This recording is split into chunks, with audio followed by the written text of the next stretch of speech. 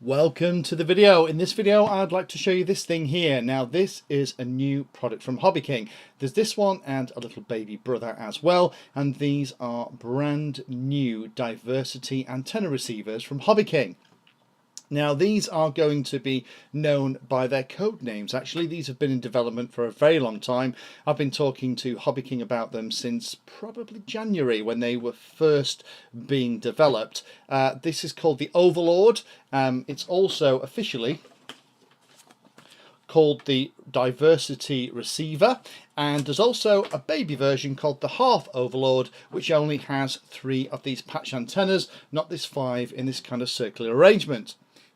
To explain what it does, we probably need to take a step back and have a look at another antenna tracker that we've looked at on the channel. Now, back then, the way that antenna tracker worked is that it had a little on-screen display and GPS system that was installed in the model, and then that information was sent back via the FPV signal, and then the antenna tracker, by working out the relative distance, elevation, by using some math for the GPS coordinates, then moved the antenna physically using a couple of servos to point at the model.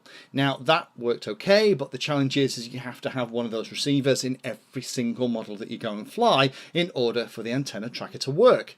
One of the much more simple ways of doing it is to have lots of highly sensitive antennas in an array like this that's pointing out in all directions, and what happens is that the antenna with the best signal is the one that gets routed to your goggles, and that is exactly what this is. So there's no moving parts, there's nothing to go wrong, there's no calibration you have to do. All you do is you stick this on top of a tripod, you power this thing up, you plug it into your goggles at the back, you get one cable with it, there's 2 AV ports at the back, and you're good to go. So let's just very quickly look at the specs, and then we'll talk a little bit more about how this actually works in practice. We'll do a little bit of a video of it out on a tripod in some of the testing that we've done, and then we'll wrap up the video with some more information. So let's quickly talk about the specs. So what are we actually looking at here? It has 5 IonWay antennas around. These are 14 dBi patch antennas. Now, I'm aware of maybe 3 or 4 previous versions of this, while Hobby King were working to make sure that the patch antennas provided a nice seamless 360-degree view. And these are the ones that they have ended up settling for. They're actually adjustable. So there's a little hinge here with a little thumb screw that you can set. So you can either have them pointing directly out or you can have them at an angle. I tend to have them at a very slight angle because each of these, the beam is just wide enough that they all overlap to give you a seamless 360-degree sensitivity. It also has a little IonWay antenna in the middle. Now, for those of you that watch the channel a lot, you'll already know that I'm a big fan of these antennas. We use them all the time. This is a very long version of that's in the middle that also provides close-in work. It should mean that any one of these 6 antennas, either any of the 5 antennas around the outside, the patch antennas, or the cloverleaf in the middle, will be able to pick up your craft as it's zooming around.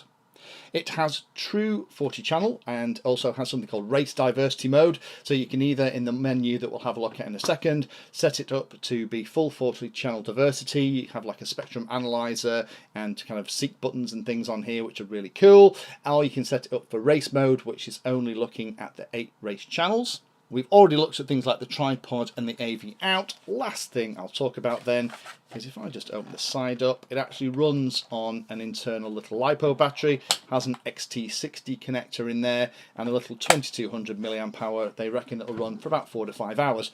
And I probably think that's about right. I've got loads of 2200 milliamp hour batteries, so I can just slap one in the side. This isn't designed to be head mounted, unless someone wants to turn it into some kind of funky crown. It's designed to sit alongside your goggles, and you and even potentially a mate, or you could use the other AV out for something like a DVR, get fantastic reception.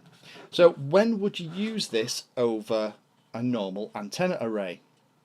Well, using these antennas is going to give you an awful lot more distance in every direction. So this would be good if you're going to be flying in a situation where your flying field, where you're going to be in the middle of a flying field and you're going to fly around yourself so that wherever the plane or model or quad is, you can get a beautiful FPV view.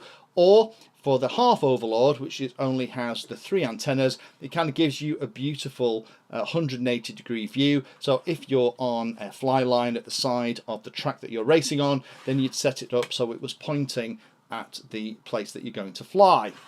So let me just explain that a little bit more in a couple of slides, because I'm conscious that I've been looking and waiting for this for about 8 months, so some of that might not make sense. So here's how a traditional antenna tracker worked, that one that we looked at. This is actually the slide from the Arcbird video that we did a while ago. And for those of you that have been on that Arcbird video and asking me questions about the antenna tracker, and I was saying, hang on a minute, there's something pretty cool about to come out, this is what I was talking about. The way that works again is it physically moves the antenna to point at the model, and to do that it's receiving data from the model all the time using some special electronics that are on the model itself, and it works okay, but it takes a little bit of time of setting up. It's additional size, weight and things that you have to put inside the model. The way this thing works, the Overlord and the half Overlord, is it's kind of similar in that you can put the model and the antenna tracker in the same place. One of the patch antennas will give a nice broad arc of coverage, but rather than have just one antenna that it has to physically move around to keep pointing at the craft, what it actually has is 5 of these things. And with the antenna in the middle making 6, then it also has 6 receivers inside as well. And what it's doing is it's constantly monitoring which of those antennas has the best signal in terms of the quality of the video that's coming through the antenna, but also the RSSI values and other things as well. And it's flicking to that one to make sure that you always have the best picture. Now you can on the device actually set things like the delay time and the RSSI values to fine tune it, but the defaults that we've been testing here seem to work pretty well. So here we are outside. I'm going to turn it on. We have a little transmitter sat by the side, and when you power it on, it defaults to the last channel you had, and by pressing left and right you can change the channel that you're interested in. And here are the bars that are displaying all of the relative signal strengths that it can see on each of these 6 antennas. The little chevron is showing you then which of the signals is being used and sent out of the back of the machine. If I walk around this and actually hold the transmitter, you'll see it change from antenna to antenna as I move around, as it goes out of one antenna's view into another, and every time it's doing that you can hear the beep.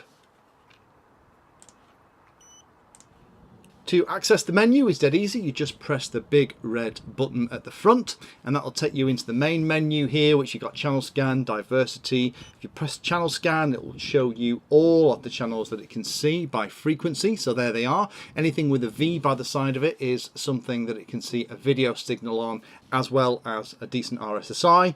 We can also go down and have a look at the spectrum analyzer, and that will go and have a look at all the frequencies that are around and let us know what's what and what we can actually see. We can individually select antennas if we want to, or set it into race mode. Race mode will just set it up to use 8 race band frequencies rather than the full 40.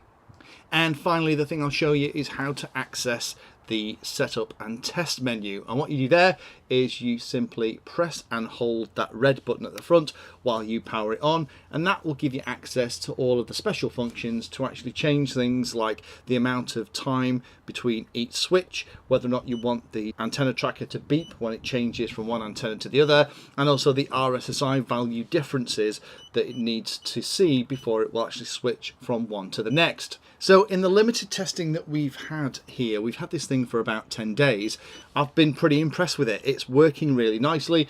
At the time we're recording this video, I don't have an idea of what the final price for both the Overlord and the half Overlord is going to be. But what I would say is, if this is something that you've been waiting for, I'll put a link in the description as soon as the link is available from Hobby King, because we were lucky we got shipped these before they were formally launched. Go and have a look and see where they've eventually put the price point. But for those of you pilots that were looking for an ability to fly at distance safely without all the messing around of putting things like extra electronics in your craft, this is a great way to do it.